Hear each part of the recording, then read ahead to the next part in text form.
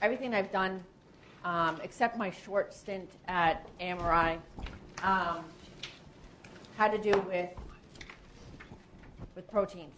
And every time I read about one or learn or do any work with them, I just think that they're absolutely beautiful, amazing.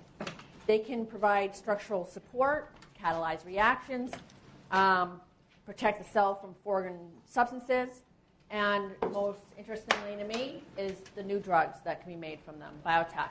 That's my background. That's really where I've come from. And when I first began my career, I studied the way small molecules interact with proteins. And then when I was at in industry, I studied how proteins interacted with biological systems. So it's amazing. So first, we're going to spend time studying the building blocks of proteins, amino acids. We'll focus on their structure, and then we'll see how they behave at different pHs, titrations.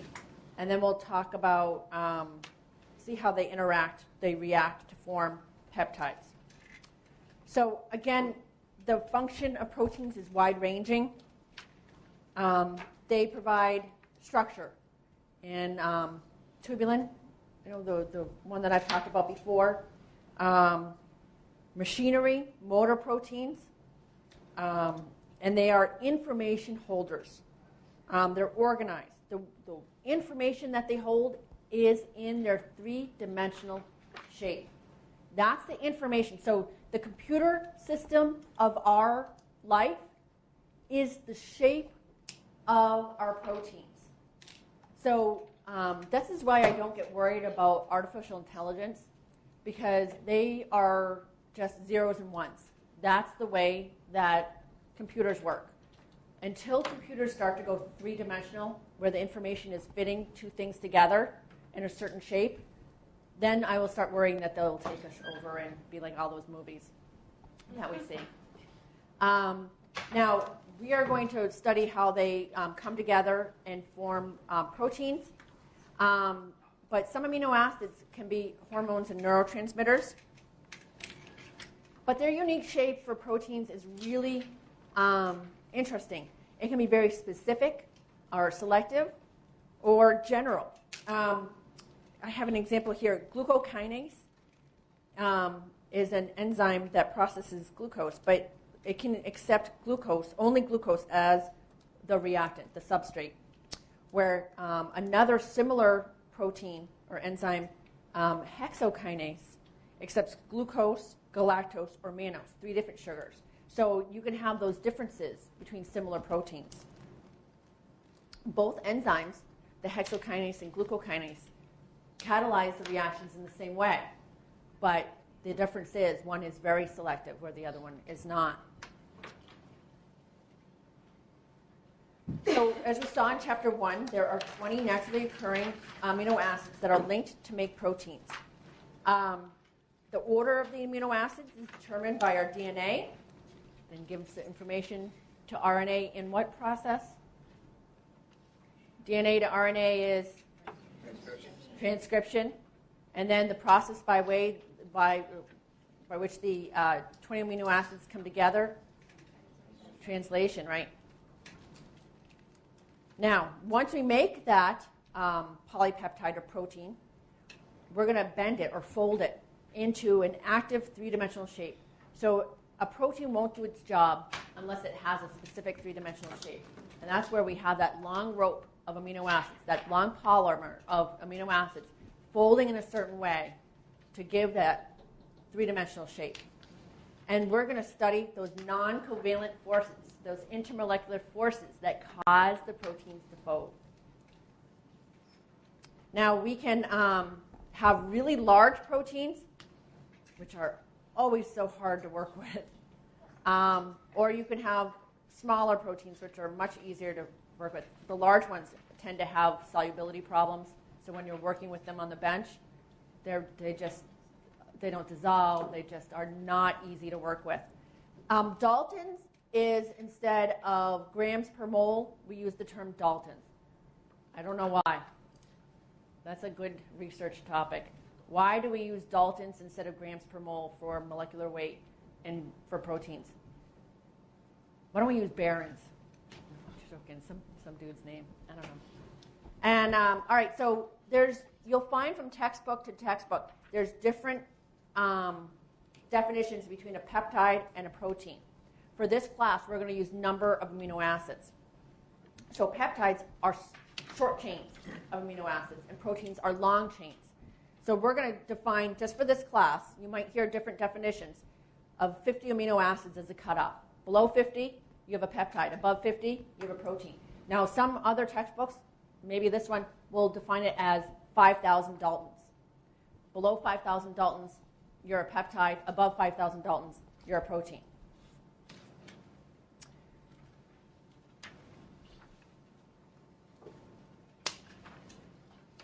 All right, so let's start with the basics from the Chapter 1 definition of the basic structure of an amino acid. Contains the amine group and the carboxyl group. And so the amino acids that make up our proteins are almost all alpha amino acids. And that alpha means there's one carbon in between the acid group and the amine group. Now that alpha carbon is very important. That alpha carbon has a hydrogen and then what we call an R group. That R group gives the identity to the amino acid.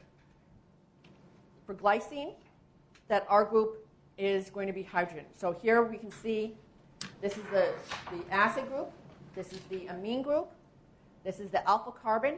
The alpha carbon will have the hydrogen on it almost always, and then an R group. This R side chain is what's different between the amino acids. So you will see, and this is very important, this is the backbone of the amino acid. The acid, alpha carbon, nitrogen. So I expect you on the first exam to be able to draw the backbone of an amino acid. The general structure. I'm not going to have you memorize all of the amino acids yet, but what we're going to do is I want you to be able to draw that structure. So acid, alpha carbon, and amine. Alpha carbon has a hydrogen and the R group. Yes, go on. Should we draw it with No, you don't have to. You do not have to do a three-dimensional shape. No, I meant like with hydrogen associated already. Well, we're going to get to that. And maybe yes, maybe no. It's based on what pH it's at. If we look at the pKa, so what the question was, let me repeat that. Are you going to require when we draw the structure of our amino acid with it, the ionized carboxyl group and the protonated amine group? And it depends on the pH. So notice the pKa, this acid group will have a pKa. Same thing with the amine group. If you're above the pKa, the pH is above the pKa, this proton will be off. If you're below the pKa for this amine group, this proton will be on. At neutral pH, this is what the structure is. But we are going to go over this like I'm going to beat it into your head. All right? So this is why we went over titrations in the first place. But for now, we just draw the whole thing like that. Yeah. Right now, you can put the hydrogen on and hydrogen off if you want to. But before the test, we're going to go over what is what. So you'll learn. I don't know today, but at some point. All right.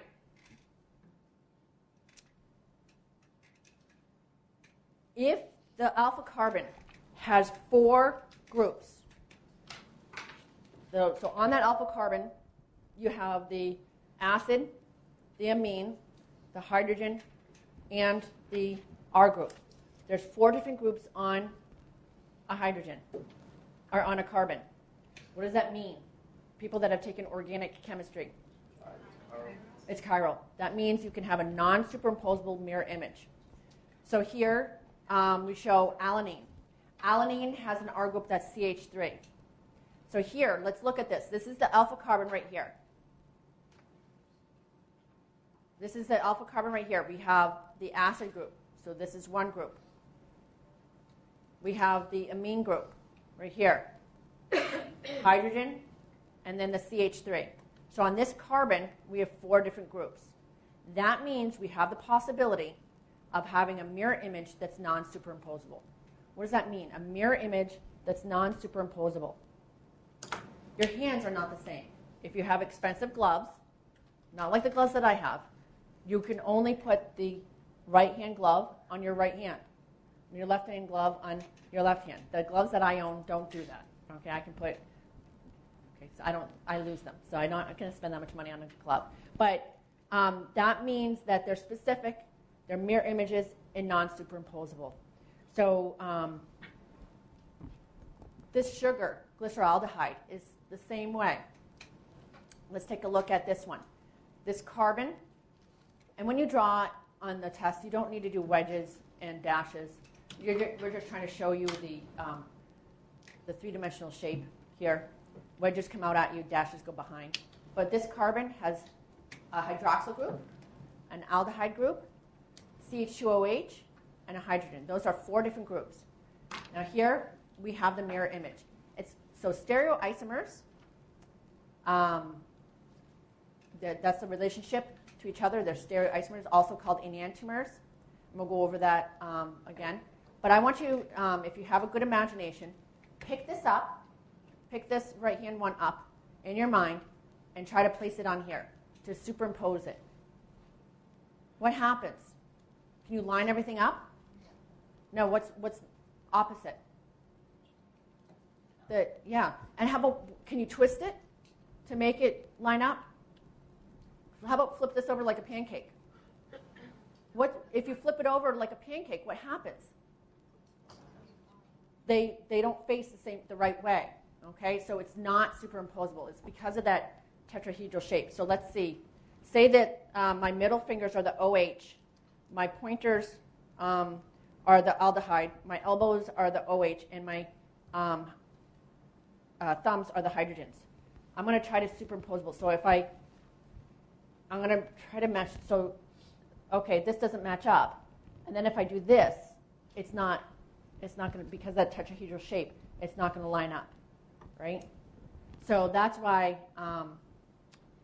you have non-superimposable mirror images, same way as the left and the right hand.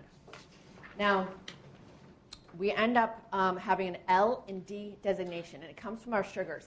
If you look on our sugars, like glyceraldehyde, you look at the carbon that is chiral. So we can say that this carbon is chiral because it has those 4 different groups on it.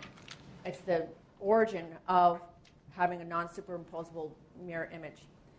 So if you look, and if the sugar is over, putting the carbonyl to the top, if the sugar is on the right, we call it the D form. If the sugar is on the left, we call it the L form. And in sugars, the biologically active one is going to be the D form. But in amino acids, the biologically active one is the L form. Okay, the biologically active one. So if your body and nature only produces the L-alanine, because that's going to be the only one that is going to be biologically active. Can someone tell me what time it is? 9:30? Okay. So those are the L forms.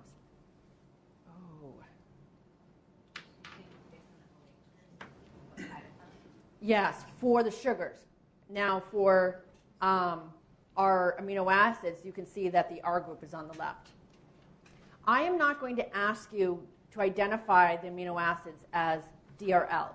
I'm not going to have you draw me the L form of the amino acids, okay? Because then you'd have to do a 3-dimensional drawing, and I'm not going to do that. Yes. Which one did you say was active for D? Was it sugar? Sugar is active D, and amino acids. I'm not sure how loud this is going to be, but these are some great YouTube videos.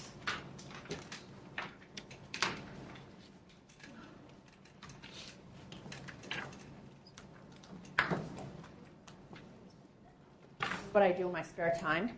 So we're not going to have to be able to draw them? Are we just going to have to know how to... A chiral object is... You're going to have to know... Like, be able to identify them?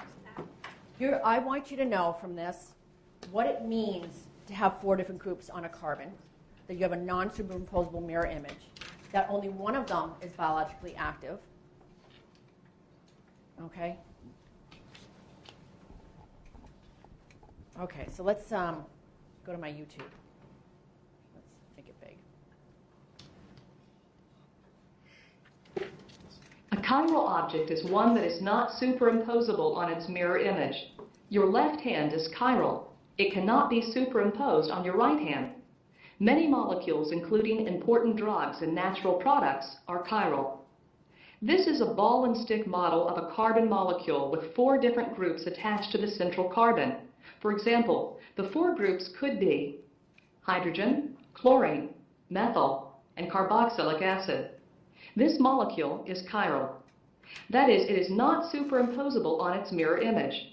The 2 forms of a chiral molecule are called enantiomers. Using special rules, one form is labeled R, the other S. Enantiomers have mostly the same physical properties, but they behave differently in chiral environments. Molecules may contain more than one chiral center. For example, tartaric acid, which is found in many fruits and in wines, has 2 chiral centers. And I always have to exit out really quick because very inappropriate YouTubes come up next. So you never know what you're going to get. We're not going to worry about the R and S designation. Those are mostly for organic chemistry. We're going to do the DNL here. But I hope you got a little bit better understanding there. All of the amino acids that we're going to study, except glycine, which has an R group that's hydrogen.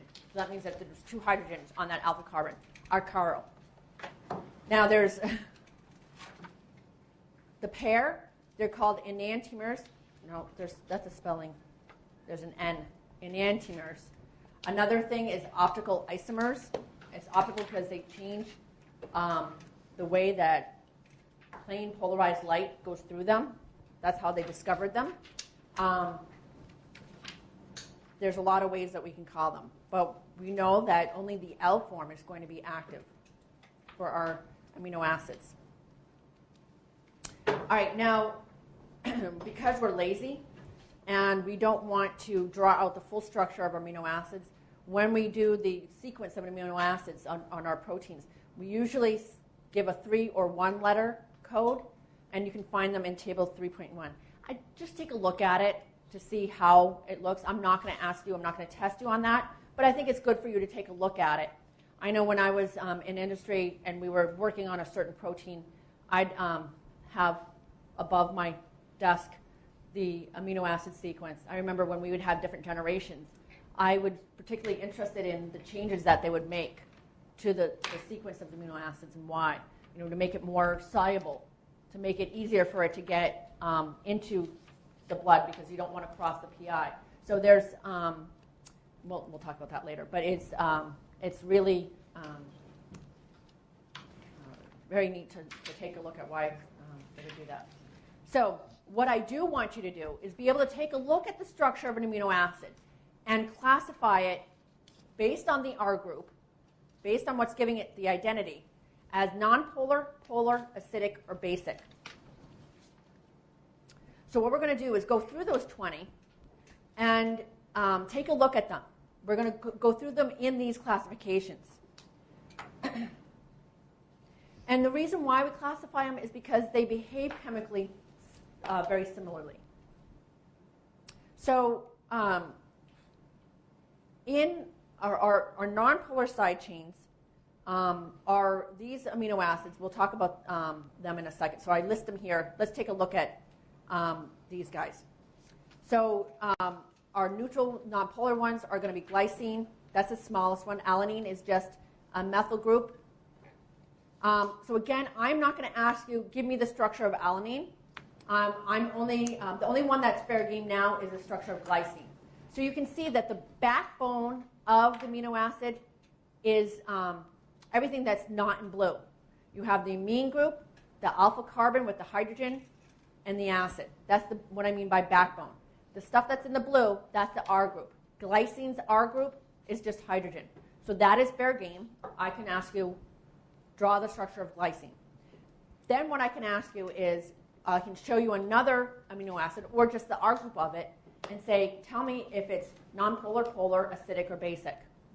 So here, what do you see in the structure here, mostly, on all of these?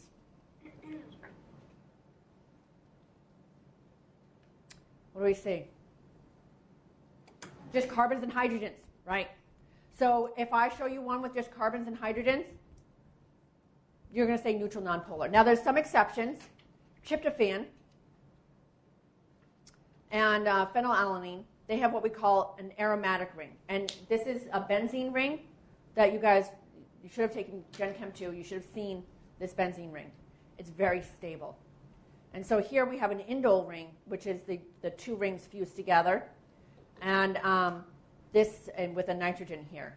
So here, the nitrogen is not necessarily going in tryptophan going to be accepting a proton because of the resonance here. Methionine, we do even though it has a sulfur, we do classify it as nonpolar because that sulfur, because it's buried, isn't really going to be doing much. However, you can draw an X over this cysteine. They do classify here as nonpolar, but I'm going to call it polar. I'm going to call it polar. And because it's tricky, I probably won't put it on that first test. Because some books classify it as nonpolar, and some books classify it as polar. I like to call it polar because it's involved in a lot of things here. And proline, look at that. It's just weird. Look at the R group. It comes down, and then it binds to the nitrogen. So it's a ring structure. What do you think that does to this bond right here? Is it going to be able to rotate freely? No. Now, I want you to remember the carbon, nitrogen, and carbon bond here in all of our backbones, there's free rotation. So what we end up with in our amino acid chain is sort of a zigzag. But is that going to happen here? No, not really, because there's restriction here. So we see this in bends and in very unique structures in our proteins. So when you see a proline, you take notice. You know, when I would look at that list and I would see a PRO, I would say, oh, there might be a bend. Or if I have an alpha helix, that might stop at that point when I see a proline. What's special about isoleucine in that R chain? Look at the carbons. There's nothing special about this guy. Nothing special about this. Yeah, that's a chiral carbon. Because if you look at this carbon, it has a methyl group, an ethyl group, a hydrogen, and then the backbone. So this one is chiral. So we have to just know, we have to know all the names and then. No, not yet. Later. For right now, I want to make it easy. You know, I did point out something special about proline. Okay, there's special about proline that I want you to know. And I want you to know that if I throw up carbons and hydrogens, it's going to be nonpolar. That's not too bad. Eventually, what we're going to do is we're going to be working with them. And the amino acids that we work with, you're definitely going to have to know those structures. So there's more interesting amino acids that that work in our active sites. I want you to know those structures and what they do. So as we work with them, we're going to learn the structure. Yes? So even with proline and its ring structure, it's still nonpolar?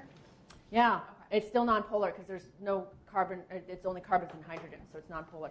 It's just going to do some funky things to the structure. Yes? What do you mean by work with them? We're not going to actually take them into the lab. What do we mean by work with them? We are going to see how they act in the active site of an enzyme, the mechanism of the reactions. We're going to see how some of them donate protons, hydrogen bond, and do the work in the active site. We're going to look at the chemistry of how an enzyme catalyzes a reaction. And I can't. Do you think I get excited about things?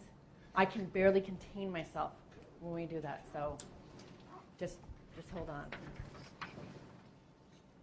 Okay, polar ones that aren't going to be ionized necessarily are these guys: serine, threonine, tyrosine, asparagine, and glutamine. what do you see in these structures? Either an OH, right, or an amide, right? So if you see an OH in the structure or an amide in the R, you're going to say that it's neutral polar.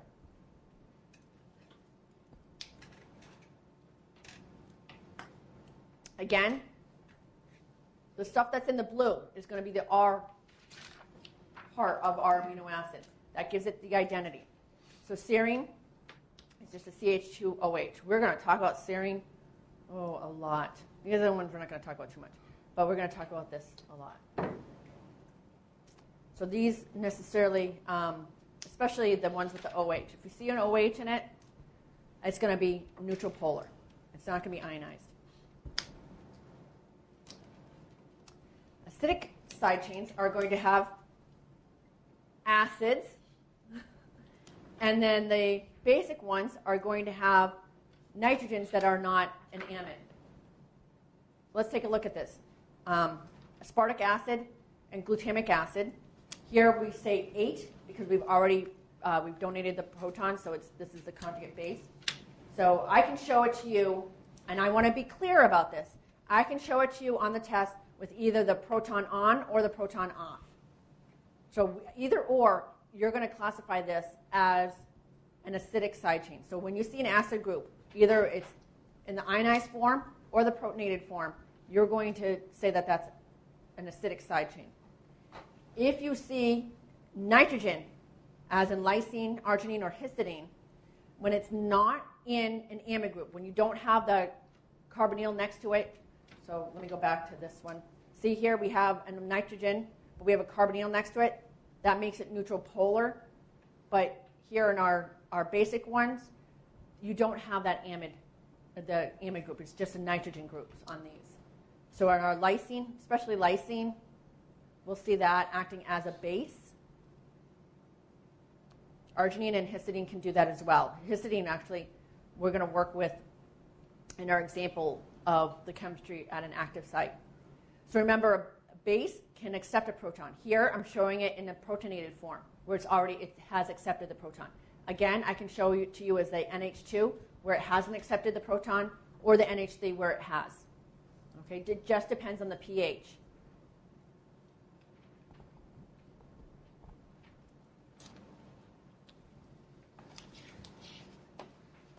So the difference between aspartic acid and glutamic acid is that the length of the chain before we get to the acid. Lysine's pretty neat. I like it. It has a really long chain before we get to the base, so it can reach out pretty far. I like that.